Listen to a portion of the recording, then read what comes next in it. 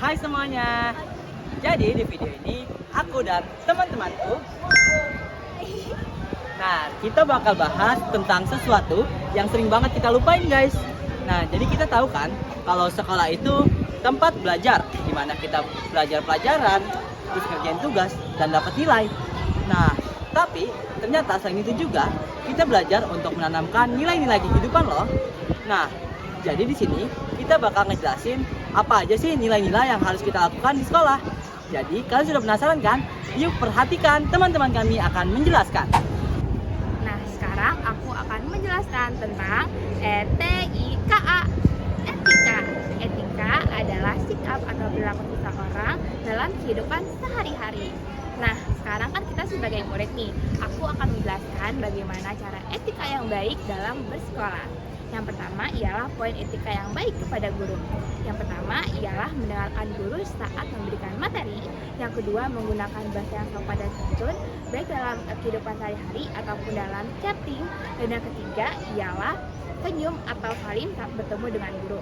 Yang kedua, aku akan menjelaskan bagaimana cara etika yang baik kepada teman kita dalam sekolah. Yang pertama ialah tidak memilih teman. Yang kedua ialah mendengarkan pendapat teman dan berdiskusi. Dan yang ketiga ialah tidak melakukan bullying. Nah, tadi kan aku udah jelasin bagaimana cara etika yang baik. Sekarang waktunya kita menerapkan etika yang baik. Karena etika itu ialah cerminan integritas kita sendiri. Waktunya melakukan etika yang baik. Kalian pasti tahu tentang bullying. Bullying adalah isu serius yang harus diatasi.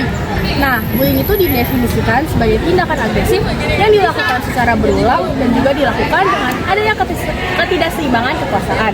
Nah, bullying sendiri itu seringkali bertujuan untuk menyakiti korban secara fisik maupun psikologis. Dampak dari bullying itu seperti hilangnya percaya diri, menurunnya prestasi akademik, dan juga masalah mental yang menurun. Nah, contoh-contoh bullying itu ada apa aja sih? Pertama, ada fisik. Kedua, ada bullying verbal, yaitu mengejek. Jelek. Ketiga, ada bullying sosial, yaitu mengucilkan. Nah, keempat, ada cyberbullying, yaitu dari online. Kalian tahu gak sih kalau berpakaian rapi itu bukan cuma untuk kelihatan keren, tapi itu juga bentuk penghargaan diri kita untuk diri sendiri dan sekolah. Lihat nih pakaianku, bajuku sudah rapi, kacuku sudah terpasang dengan sempurna. Jadi aku lebih percaya diri deh. Coba kalau aku tidak menggunakan pakaian yang rapi, pasti aku kurang percaya diri. Jadi mulai sekarang jangan lupa menggunakan pakaian rapi setiap hari ya teman-teman.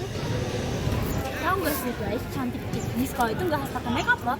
Cantik itu dari mulai hal-hal sederhana tanpa makeup. Contohnya misalkan dengan kalian berpakaian rapi, bersih dan wangi, itu bisa bikin kalian lebih fresh tanpa make up sama sekali. Terus dengan kalian percaya diri misalkan dengan senyum, ramah kepada semua orang di sekolah, itu ngebuat aura kalian tuh lebih terpancar. Karena nyatanya cantik itu bukan cuma make up, tapi juga cantik dari sikap, kebaikan hati, dan kepercayaan diri. Dari etika, kita sebagai siswi itu juga harus menjaga lingkungan kita agar tetap nyaman untuk teman-teman. Gimana sih cara kita untuk dapat melindungi lingkungan kita agar tetap nyaman, bersih, dan sehat? Jadi yang pertama itu kita membuang sampah pada tempat ya. Kita sebagai manusia itu sebenarnya sudah sadar apabila ada sampah yang tercemar, kita bisa membuanginya ke tempat sampah secara langsung, tidak harus disuruh oleh orang lain.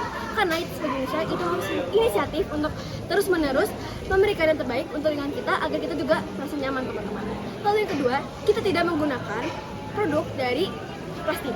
Kenapa sih kita nggak boleh menggunakan produk dari plastik?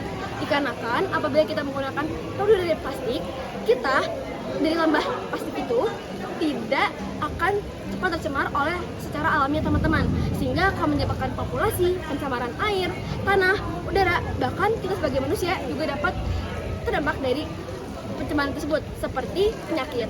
Lalu kita harus menggunakan produk yang ramah lingkungan seperti tote bag, tumbler, serta sedotan dari bambu.